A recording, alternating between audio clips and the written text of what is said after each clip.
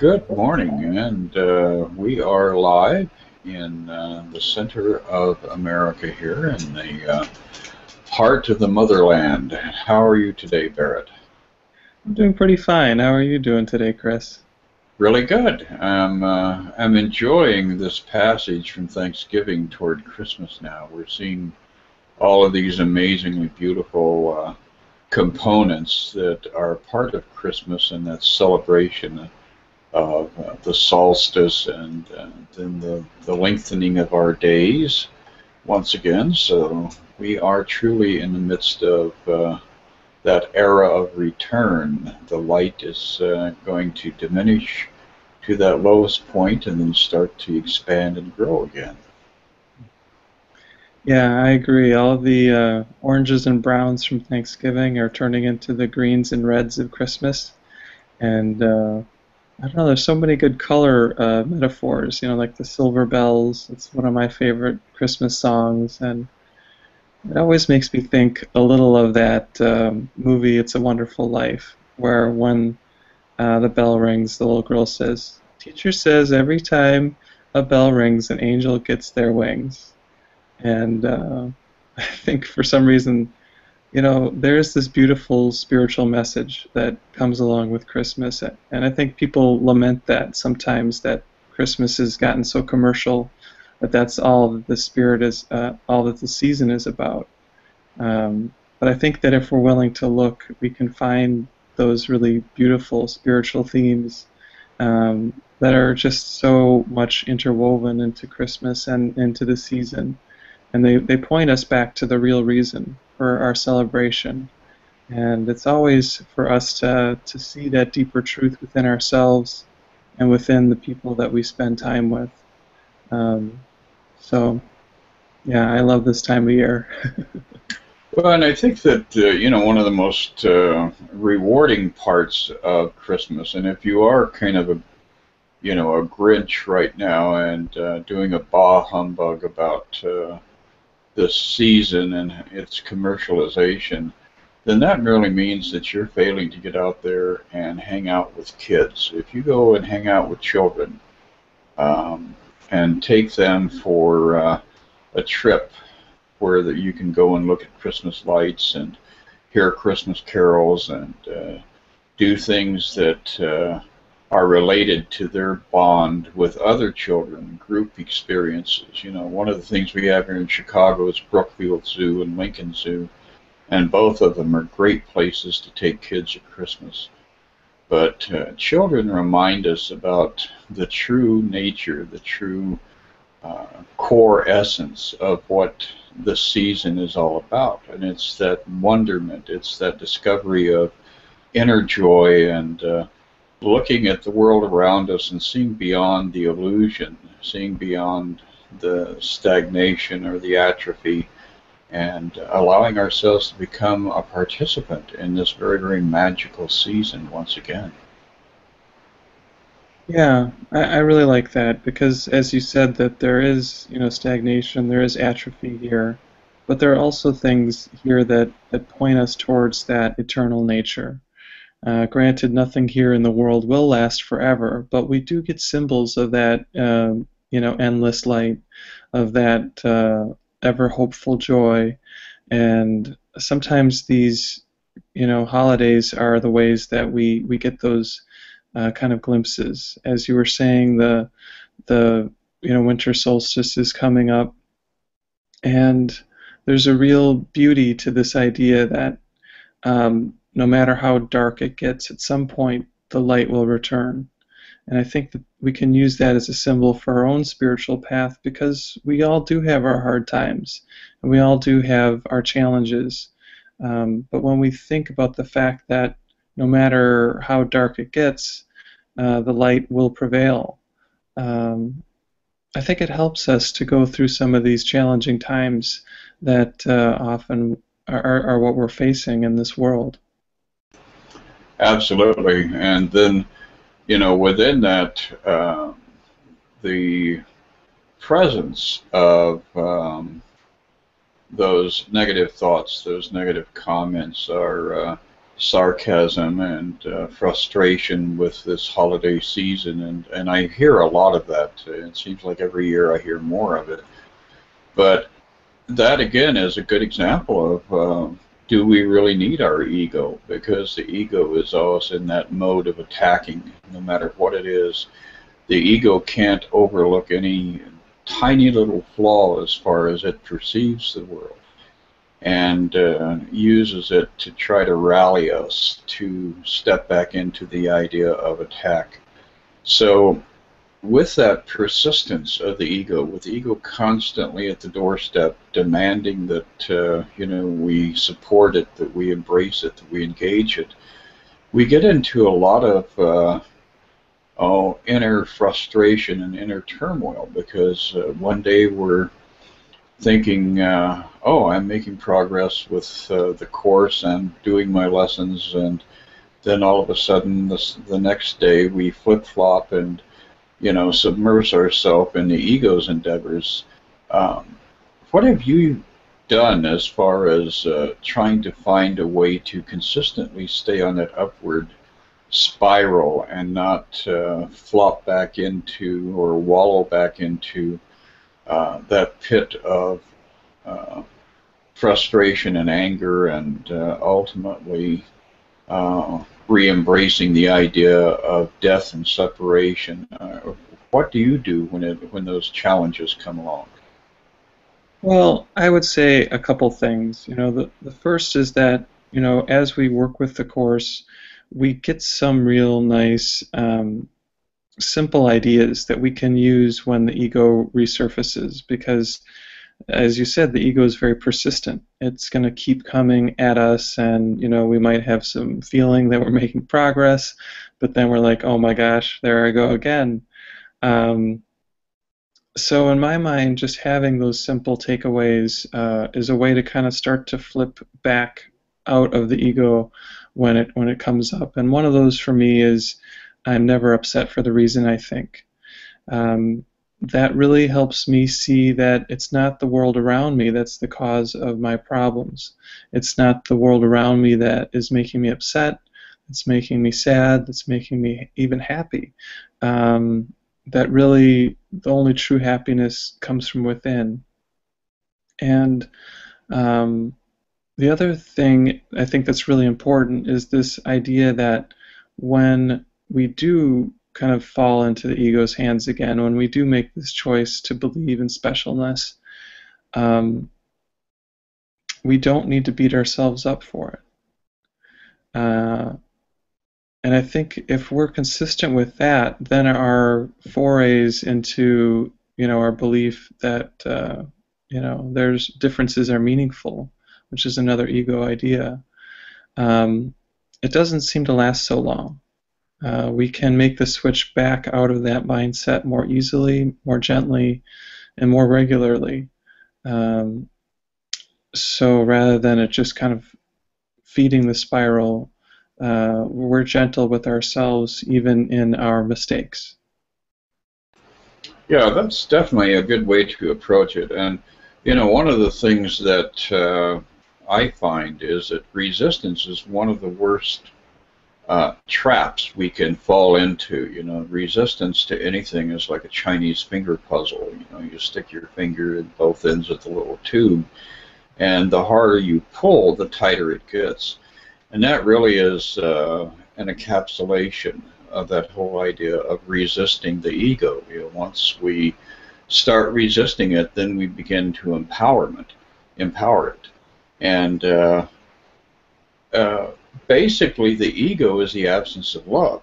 When you can, stop and look at what's going on and identify that, oh, I'm being drawn toward the ego. Well, that merely means that you're failing to find opportunity to identify and appreciate and embrace that whole concept of love within your life.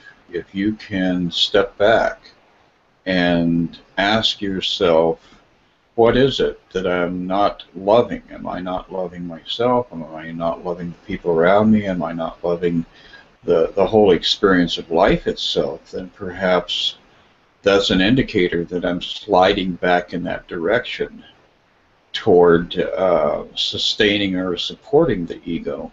And early on in the Course, in the introduction, it says, the Course does not aim at teaching the meaning of love, for that is beyond what can be taught.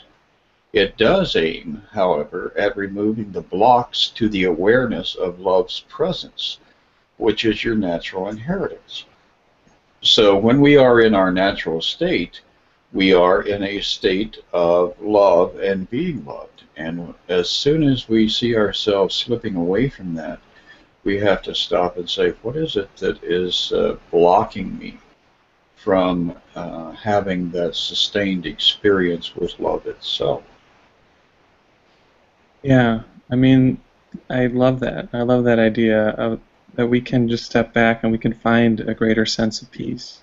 And I think that this fits in with a question that we got about the ego. So I'm just going to read this. Is the ego something we need to get rid of, or something we need to be aware of and tame? Because we can't help that we have a body, and we can't help having an ego. Do we have ego in the afterlife? And I think what you were saying really kind of answers some of that question, but just to kind of spell that out a little bit more, some people would say we need to kind of become friends with the ego, or we need to, make it our pet or something like that. We just need to kind of be nice to it. But the ego doesn't really want to be nice to us. As you were saying, the ego is really just a thought in our mind. And in the Course, as we study, we see that Jesus talks about the ego as though it's sort of like a character. And he personifies it simply so that we can understand what the ego is and its motivations a little bit better, because that's how we think of ourselves. We think of ourselves as a character we call our name. In my case, I call this character Barrett. But the point is that we don't really want to be friends with the ego, that ultimately we do want to undo the ego. And really, it's a little different than that even. We don't want to undo the ego itself, because in the end there is no ego. Since the ego is just a tiny mad idea, as the Course calls it, or a belief that we are separate from God, it's actually not true. So there ultimately is no ego, but the problem that we have is that we believe that there is an ego. So our work is to undo our belief that there is an ego. And the scary part about that is that ultimately it means that we relinquish ourself, our individual self. And that's the terrifying thought, because that means the end of the ego. And it means that we are ultimately back at our oneness with God.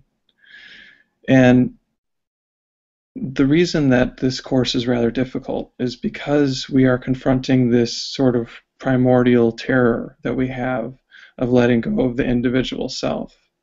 And Jesus has a great section on this in the text. It's in the section called The Obstacles to Peace in chapter 19.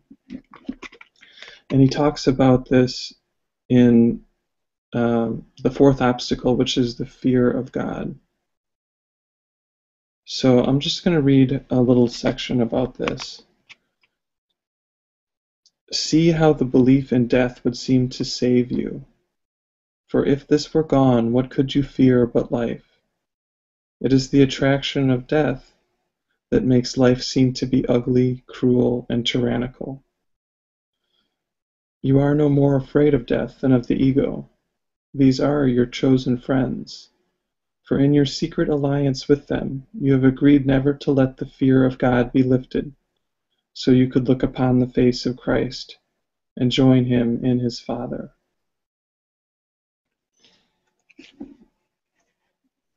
So I think that this also explains a lot of what you were just talking about, Chris, which is that we have these cycles of resistance, and in a sense it's like, why do we do this? Why do we keep pushing away the love? Well, this section really spells that out. Is that we're actually afraid of the love because in that space of oneness, there is no individuality. There is no me that I think I am. And to the ego, that's annihilation. To the ego, that's the end of existence. And as long as we are identified with the ego in some way, we're going to be afraid of going all the way. And a big part of the Course, I think, is that it's very gentle. It wants us to keep accepting these ideas bit by bit so that we can approach this point, and we can approach this point with a desire and a readiness to choose love itself. That's beautifully examined there. And, you know, one of the things that I notice about society in general, and it's not just the current society, but I think this is, you know, one of the primary themes in society, is that we have a fascination, and like the Course said, there's a kind of obsession with the idea of death. We actually aggrandize it. We turn it into a celebration. We put out all of our pomp and circumstance. When somebody dies within the family, it becomes a big event. Everybody weeps. Everybody wallows around in that dark passage.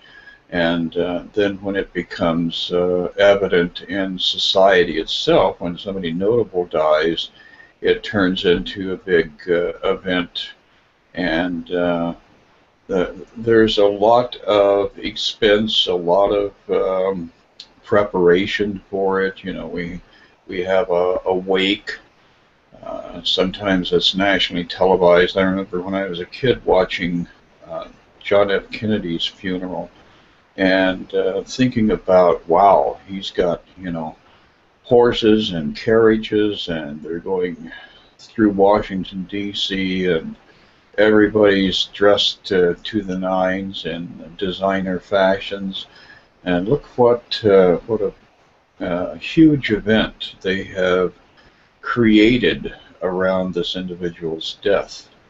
And I think that that's what the ego most assuredly is going to wallow and glory in, as it were. If it were a true creature unto itself, the ego would definitely use that as a primary way of saying, look, this is real. This is so very real that everybody is bowing to the shadow of the specter of death rather than turning and presenting themselves to the light of the divine. So it really is, you know, when you really follow the theme, the thread through society and through culture all the way back through history, death is the unfortunate primary motivating factor in this material world.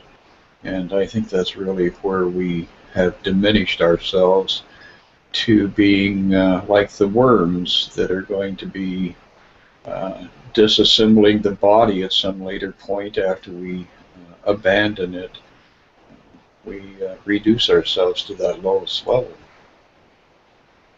Yeah, that's a really great point, Chris. And I think, you know, the Course really spells that out too, you know, and just before that, another one of the obstacles to peace is the attraction of death. And it seems a little strange, you know, to say that we're attracted to death. And as you were saying, we really bow to it, we worship it. But you can see from our actions how much we are attracted. Another example of that, in my mind, is, you know, when we drive by a car accident and everyone wants to see, you know, everyone has that curiosity to, you know, see how bad it is, and maybe we get a glimpse of something kind of horrible. There really is a pull towards that, and these aren't really pleasant parts of ourselves to acknowledge, but they are important to see. You know, one of the things that we have when we study the Course is he asks us to, you know, question the value of everything that we hold dear. And he doesn't say question the value of some things. You know, it's everything. And it's not always pleasant because we do have these kind of sacred ideas, these sacred beliefs, and to say, well, is this really the truth? It's threatening to our worldview. And the good news is that when we do this and when we can release some of these attachments, then we find just a greater sense of freedom. We find a greater sense of our true self. You know, when we let go of a false idea, it's not like we are less for having let go of it. We're actually more of what we really are. I think of all of our false ideas as sort of like this false tower of building blocks. And you could say that there's like a light behind that. And that light is always shining, it's always there.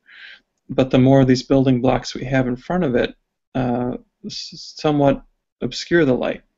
And as we keep removing one building block at a time, the light is able to shine more and more freely. And there comes a point on our journey where we actually get to the last building block. And that ultimately is this belief that we are our own creation, that we have authored ourselves. Jesus says we have an authorship problem. We think that we are our own God. And the truth of the matter is that we are one with that oneness, but we didn't create ourselves. We have been created by that oneness itself. And that is a really magnificent and expansive vision when you contemplate it. The oneness and its infinitude and its perfection, as opposed to the singularity and all of its trials and tribulations. As you were referencing that idea of building blocks, of course, my first thought was to take a journey back to the idea of the Tower of Babel.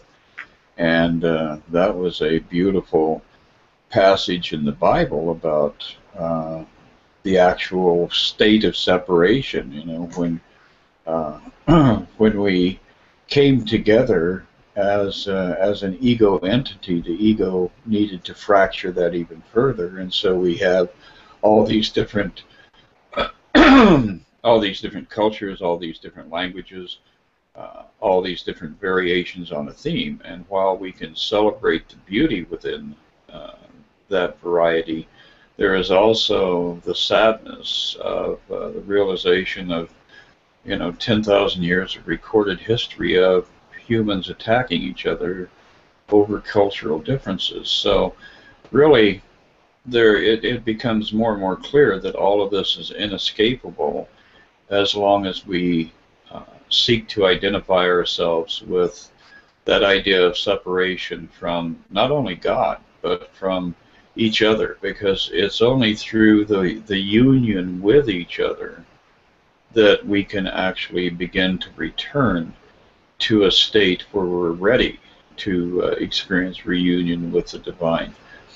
So as a theme this year for Christmas, it seems to me that whenever you can get out there and share the experience of the idea of the birth of light, the birth of the divine, the birth of the sacred, rather than criticizing the season, I think that this can become a very powerful tool for us to take a strong stand against separation and to step more into a state of unified consciousness. And that really is the outcome of all the movies and all the different stories and plays and books that have been written about the Christmas season. It's all this about the reunion, the coming back together, that ultimate circumstance that becomes a catalyst for people to be able to join together rather than to continue to separate and further themselves from each other. Yeah, and when we kind of continue that idea all the way back to the story of Christmas, the story of the birth of Jesus, I think that we can make it a very personal thing. We can say, how can I let the Christ be born in me today? How can I let the light of love shine through me The light that the three wise men followed um, to come upon the Christ. Because that light is always in us. It's always there to be shared. And I think that's the key idea, is when we share it, then we deepen it in ourselves. Um, the idea of perfection or joy or truth is actually increased by giving it. So, unlike a lot of things where when we give them away, we don't have them, uh, the things that are true actually expand when we give them. So, just kind of let that question kind of be in your heart and in your mind. How can I share some of this light that's in me as I go into this holiday season? And I think that will guide you into whatever you need to do. And basically, looping it around to kind of come full circle in our dialogue here, that idea of having to tame the ego or having to, somehow refine it or purify it or make it worthy.